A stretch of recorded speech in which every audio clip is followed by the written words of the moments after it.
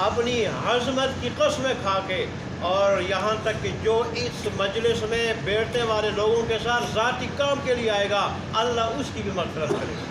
یہ کوئی معمولی مجلس نہیں، لیکن آج ایسی مجلسوں میں بیٹھنے کے لیے کوئی تیار نہیں، علماء کو سننے کے لیے کوئی تیار نہیں، اور خاص کر جن کے پاس 2 ٹکے ہیں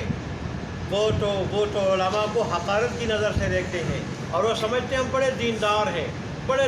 ہیں، بڑے پہنچے ہوئے ہیں۔ یہ کافرانہ سوچ ہے کہ عمل تو نہ ہونے کے برابر ہو، معاملات تو غیروں کے ہو بے دینی، اور آدمی اپنے آپ کو دیندار سمجھے، علماء کو دیندار لوگوں کو بے دین سمجھے، حالانکہ علماء اللہ کے لاڈلے۔ یہ حملۃ القرآن ہے، حاملین قرآن ہے، قرآن کے علم کو حاصل کرنے والے، اوروں کو پہنچانے والے، اس کی اشاعت کرنے والے۔ اور حدیث شریف میں آتا ہے روئے زمین پر بہترین لوگ 2 ہیں، ایک رات کو تہجد پڑھنے والے جو سارے بندے اللہ کے سونے والے ہوں، اور یہ بستروں سے الگ ہو کے اللہ کو یاد کرنے والے ہوں، اللہ کو راضی کرنے کے لیے تہجد پڑھنے والے ہوں، اور دوسرے حاملین قرآن کی خدمت کرنے والے۔ یہ اللہ کے سارے بندوں میں اور سارے انسانوں میں بہترین بندے۔ اے اللہ تبارک و تعالی ہمیں یہ علماء کی مجلس ہے، ان کی باتیں نصیب فرمائے، ان کی قدر کرنے کی توفیق عطا فرمائے، اور ان کی باتوں پہ عمل کرنے کی، ان کا احترام، ادب اور قدر کرنے کی توفیق عطا فرمائے۔ تو بہرحال یہاں تک بات ہو گئی کہ اللہ ہمیں جنت کے سونے اور جنت کا ریشمی لباس اور وہاں کے کنگن، وہاں کے زیورات ہمیں نصیب فرمائے۔ بعض روایات میں جیسے مشکات میں ہے غالباً ترمذی سے کہ وہاں سونے کے تاج بھی پہنائے جائیں گے، بلکہ سونے اور مختلف ہیرو جواہرات کے تاج۔ اور اب ذہن میں اور بات اس کے بارے میں آئی کہ اس کی جو ادنا سے ادنا موتی ہوگی، وہ اگر دنیا میں ظاہر کی جائے، اس موتی کو ادنا سے ادنا موتی کو دنیا میں ظاہر کر دیا جائے، تو مشرق سے لے کے مغرب، شمال سے جنوب تک ساری دنیا کو روشن کر دے، تو پھر بڑے موتی کا کیا عالم ہوگا، پھر ساری موتیوں کا کیا عالم ہوگا۔ اللہ ہمیں وہ تاج بھی نصیب فرمائے، اللہ ہمیں جنت میں اعلیٰ مقام نصیب فرمائے، جنت الفردوس نصیب فرمائے۔ اللہ فرماتے ہیں یہ چیزیں ان کو ویسے نہیں ملی، وَغُدُوا إِلَى الطَّيِّبِ مِنَ الْقَوْلِ، ان کی طلب کی وجہ سے، حق کے متلاشی ہونے کی وجہ سے ان کی رہنمائی کی گئی پاکیزہ بات کی طرف، اور وہ کلمہ توحید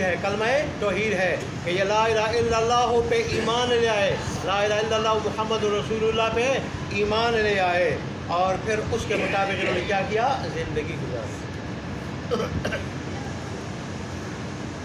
قرآن پہ، دین اسلام پہ اور آخری پیغمبر پہ یہ ایمان لے آئے، جملہ ایمانیات پہ ایمان لے آئے۔ اور ذرا کلمہ توحید میں اس کا ذکر ہے، اجمالاً اس کی طرف اشارہ ہے، وَهُدُوا إِلَى صِرَاطِ الْحَمِيدِ، اور ان کی رہنمائی کی گئی ایسی ذات کے راستے کی طرف جو ذات تعریفوں کی لائق ہے، اللہ تبارک و تعالیٰ کے راستے کی طرف، اور اس کا راستہ بتانے والا کون ہے؟ قرآن ہے، اس کا راستہ بتانے والا اللہ کے حبیب ہے، اور صحابہ ہیں، تابعین، تبع تابعین، اور اب علماء دین، بزرگان دین ہے۔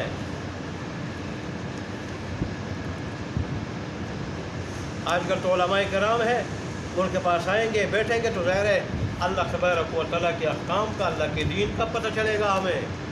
فضیلتوں کا، وعیدوں کا پتہ چلے گا، احکام کا، مسائل کا پتہ چلے گا۔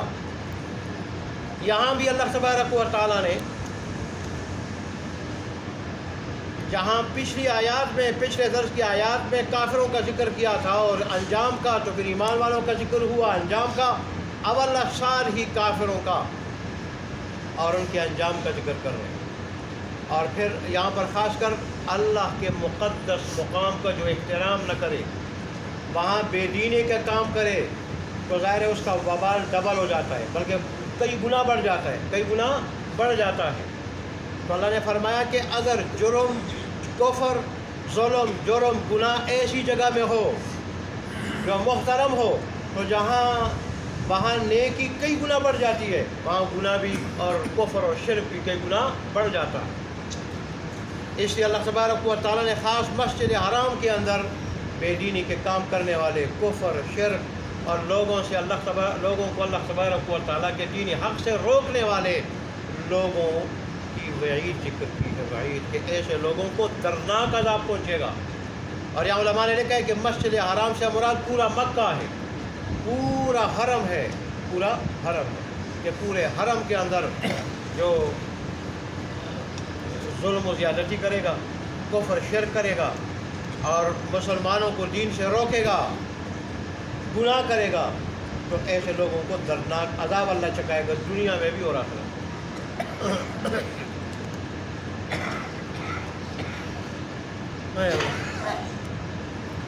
چنانچہ فرماتے ہیں ان الذین کفروا، بے شک انہوں جنہوں نے کفر کیا، ویصدون عن سبیل اللہ، اور وہ روکتے ہیں اللہ کے راستے سے، والمسجد الحرام الذی، اور اس مسجد حرام سے، یعنی اس حرم سے کہ جعلناہ للناس، جس کو ہم نے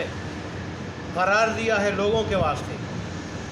لوگوں کے واسطے ہم نے حرم قرار دیا، حرم قرار دیا، اور امن کی جگہ قرار دیا، اور اللہ تبارک و تعالیٰ کے خاص مناسک ادا کرنے کی جگہ قرار دیا ہے، تو سواء العاکف فیہ والباد،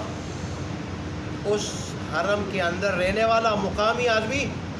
اور باہر سے آنے والا مسافر دونوں اس میں برابر ہیں، وہاں رہنے میں، وہاں عبادت کے استحقاق میں سارے کے سارے برابر ہیں۔ لہذا حرم کے اندر رہنے والا کوئی آدمی باہر سے آنے والے کو وہاں روک نہیں سکتا آنے سے، نہ آنے سے روک سکتا ہے، نہ ٹھہرنے سے روک سکتا ہے، نہ وہاں کسی عبادت سے روک سکتا ہے۔